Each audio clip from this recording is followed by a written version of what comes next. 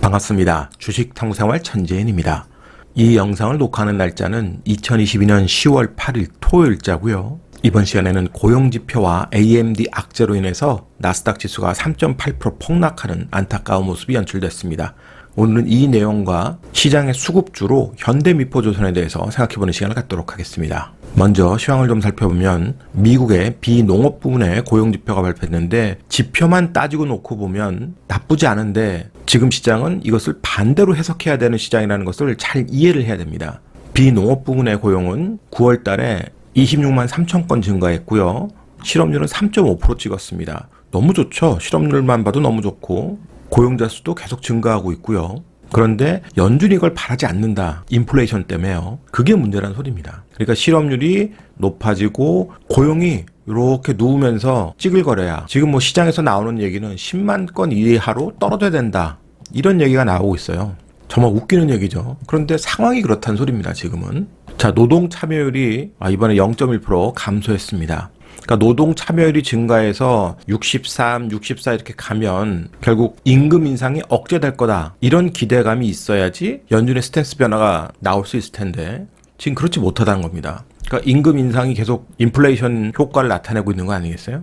저물가 시대에서는 어떻게든 임금 인상이 되기를 바랬지만 지금은 아니라는 소리입니다. 자, 이번에 5% 정도 증가하면서 32.46 찍었는데 계속 인플레이션에 대한 부담을 나타내는 거죠. 그래서 채권 시장이 또 민감하게 반응을 했습니다. 자, 10년 만기 채권 시장에서 다시 또 4%를 향해서 올라가고 있죠. 저렇게 급등락하는 채권 시장의 모습은 상당히 좋지 않습니다. 그만큼 채권 시장에서의 심리도 굉장히 재료에 따라서 왔다 갔다 한다는 소리니까요. 이렇게 급락이 나왔을 때는 영국의 감세 정책 철회 요 뉴스가 나오면서 급락이 나왔다가 이 부분이 제한적일 것이고 미국의 고용 시장이 계속 나쁘지 않은 상황에서 연준은 금리 방향을 유지를 할 것이다 이런 부담이 채권 시장에 계속 전해지고 있는 겁니다. 이렇게 채권 시장의 투심이 좋지 않은 상황에서 AMD가 지난주 나이키에 의해서 실적 부진 우려가 또 급부상됐어요. 그래서 나스닥 지수 폭락에 일정 부분 견인을 하게 됐고요.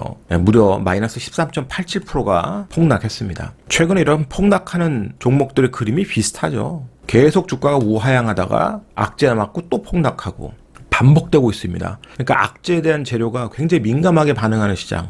투심이 나쁘다는 거죠. 자, 나스닥 지수 전저점 확인하러 또 내려왔습니다. 급반등했다가 급락하는. 그러니까 급반등을 해도 다 기술적 수준밖에 안 되는 겁니다. 지금 시장 자체가. 그나마 우리 시장에는 기술적으로 조금 의미 있는 모습이 나왔습니다. 자, 환율에서 고점에 아일랜드 갭이 발생을 했어요. 이렇게 갭을 발생하고 급등이 나왔는데 그 갭을 급락하면서 갭으로 메꿔버렸습니다. 다음 주에 이 갭이 메워지지 않고 여기서 찌글거린 모습이 나온다. 그러면 기술적으로는 추가적으로 환율이 급등하지 않고 요 1,400원대에서 등락을 왔다 갔다 할 가능성이 많아지는 거죠. 그래서 오늘 관련된 종목 중에서 현대미포조선을 보는 이유도 여기에 있습니다. 이 아일랜드 갭의 기술적 발생이 나와서 한번 기대를 해보는 거죠. 물론 기술적인 거지 추세적일 수는 없습니다. 아직. 자, 코스피, 코스닥, 양시장 모두 기술적으로 반등하니까 저항의 자리에 오죠. 추가적 반등보다는 다시 조정받으면서 바닥을 확인할 가능성이 많아지는 거죠. 강하게 가려면 재료가 필요한 겁니다. 그래서 그 와중에 삼성전자 잠정 실적이 발표되는데 전기 대비해서 마이너스 1.5% 매출액이 감소했고 영업이익은 매출 감소는 겨우 1.5% 감소했는데 23% 감소했어요. 크게 감소를 하면서 하반기 실적도 계속 부담을 안게 됐습니다. 그런데 삼성전자 같은 경우도 이렇게 실적이 나빠질 것을 미리 선반영하면서 많이 주가가 뚫겨 맞았기 때문에 연준의 방향만 바뀐다 그러면 수급에 의해서 이것은 만회될 수 있는 환경이 언제든지 조성될 수 있습니다. 이 실적 악화가 고점에서 지금 나왔다? 그럼 정말 대책 없는 거죠. 그런데 지금 계속 두들겨 맞는 가운데 나왔기 때문에 연준의 방향만 바뀐다면 수급은 언제든지 변할 수 있는 겁니다. 그래서 그 부분을 우리가 계속 추적을 안 할 수가 없는 거죠. 자, 그리고 지난주에서 수급 대안주로 우리가 볼 수 있는 게 바로 현대미포조선이 있습니다. 최근에 주가가 급등한 이후에 고점에서 계속 박스권을 만들고 있는데 이렇게 박스권을 만들 수 있던 힘은 아무래도 이제 실적에 대한 기대감 이런 것들이 반영이 되는 거죠. 자, 적자에서 흑자 전환될 것이다 이런 기대감인데 그 기대감의 배경에는 주요 선정별 최근 수주 금액이 좋았다는 소리입니다. 자, LPG, PC선, 컨테이너선 모두 2020년 대비해서 수주 금액이 다 높아진 것을 알 수 있죠. 자, 그러니까 수급이 좋았습니다. 특히 외국인 수급이 좋았는데 8월 1일 날 주가가 급등한 이후부터 계속 수급을 장악하면서 무려 2,840억 순매수했고요. 평균 매수가는 104,600원. 금요일 종가 기준으로 약 6.03% 수익을 얻고 있습니다. 대차거래 같은 경우는 4월 달에 정점을 찍고 꾸준하게 감소하고 있죠. 자, 주가가 고점에 있는데 대차거래가 증가하는 게 아니라 오히려 감소하고 있다. 공매도에 대한 급격한 증가보다는 수급이 잘 유지될 가능성이 많습니다. 그런데 현대미포에게는 사람들이 관심은 없지만 중요한 또 악재도 있어요. 업황에 대한 악재라기보다는 파생상품 계약에 대한 악재입니다. 자, 달러를 지금 매도를 치고 있는데 매도에 대한 평균 약정 확률이 1173원이에요. 지금 1400원대이지 않습니까? 그러니까 20% 정도 지금 손실 구간이에요. 물론 아직은 장부상 손실입니다. 만기는 내년도 5월이니까요. 그런데 계약 금액이 무려 22억 달러가 넘습니다. 우리 돈으로 따지면 3조가 넘는단 말이에요. 현대미포의 시가총액이 4조 4천억인데 파생상품 계약에 3조가 물려있다?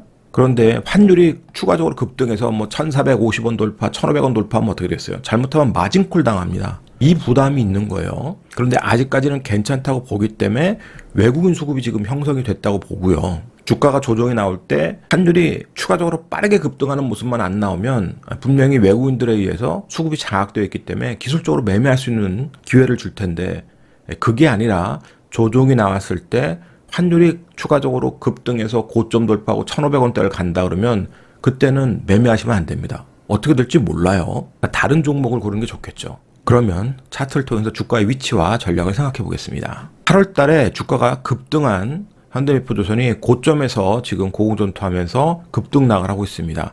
추가적 상승을 해서는 수렴 과정이 필요할 텐데 지금 지수가 좋지 않기 때문에 상당히 쉽지 않은 그림이죠. 자, 그런데 이렇게 수급을 만들었던 주체는 역시 외국인입니다. 외국인이 계속해서 샀다 팔았다 하지만 많은 물량들을 계속 매집을 해 가고 있잖아요. 기관이 이제 물량을 내고 있고, 그런데 조정이 나올 때 외국인들이 갑자기 15만 주, 20만 주 이렇게 적극적으로 매도하면서 나온다 그러면 어떻게 되겠어요? 이 10만 5천 원 깨고 쭉 빠졌을 때 부담되는 거죠. 그런데 그렇지 않고 외국인들은 사고 기관의 매도에서 지수가 약세니까 수급 부담을 안으면서 그냥 심리적으로 쭉 빠진다. 그러면 10만 원대 초반부터 10만 원 깨고 내려왔을 때는 매매할 수 있는 기회를 주는 겁니다. 단지 환율을 잘 봐야 된다 그랬죠. 수급과 환율 이 두 가지만 생각하세요. 업황 이런 것들은 일단 보지 마시고 조선 업황에 대해서 수시로 또 변할 수 있는 거니까 재료에 따라서 오로지 수급과 환율만 본다 이렇게 생각을 하시면 될 것 같습니다. 환율이 1,450원 뚫고 1,500원으로 간다 그러면 조정이 나와도 조심하셔야 되는 거고요. 다른 종목을 매매해야 되겠죠. 그렇지 않고 환율은 1,400원대 박스권에서 환율이 움직이는데 얘는 자연스럽게 조정이 나왔다 그러면 어려운 시장이지만 단기적으로 짭짤하게 또 수익을 낼 수 있는 구간이 생길 수 있으니까 그땐 관심을 가져야 되겠고요. 자, 지난주에 설명했던 포스코 케미칼 보겠습니다. 급반등이 나왔어요. 자, 그런데 21평선 머리에 이고 있고 지난번에 주가가 쭉 빠졌던 자리까지 지금 왔습니다. 그럼 조정이 나올 수 있죠. 이번에 조정이 나오면 이 바닥이 쌍바닥 자리가 될 가능성이 많죠. 그 이유는 외국인들이 매도를 했는데 그 물량을 기관이 받고 있습니다. 자, 이렇게 쭉 떨어질 때 외국인들이 추가적으로 강력한 매도가 안 나오고 다시 또 기관하고 샀다 팔았다 하면서 물량을 서로 주고받으면 이 자리에서는 다시 한번 또 쌍바닥으로 반등할 수 있는 기회를 줄 거고요. 자, 현대로템 같은 경우 최근에 며칠 조정이 나왔는데 이 조정 나올 때 외국인들이 적극적으로 매도를 하고 있어요. 30만 주, 12만 주, 25만 주. 기관이 이 물량을 적극적으로 받았으면 문제가 안 되는데 기관이 5만 주 정도밖에 안 받았습니다. 그리고 현무 관련된 이슈, 현대로템하고 직접적인 건 아니지만 심리적으로 현무 관련된 악재가 있기 때문에 방산주들의 조정이 같이 나오면서 빠질 수가 있기 때문에 이 자리가 살짝 깨질 수 있을 겁니다. 그래서 오히려 깨지고 밑에서 더 대응할 수 있는 기회를 찾는 게 현대로템은 좀 더 유리하게 매매할 수 있을 것 같아요. 그렇지만 방산주는 꾸준히 관심을 가져야 되는 게 우크라이나 사태 계속 지속되고 있고 북한의 도발도 지속됩니다. 전 세계가 지금 다 전쟁의 공포를 안고 있기 때문에 방산주는 꾸준히 관심을 갖고 보셔야 될 거예요. 오늘자 한 줄 요약. 악재가 더 반영되는 시장. 이 영상이 도움이 됐다면 좋아요, 구독하기 부탁드리고요. 저는 다음 시간에 또 뵙도록 하겠습니다. 고맙습니다. 천재인이었습니다.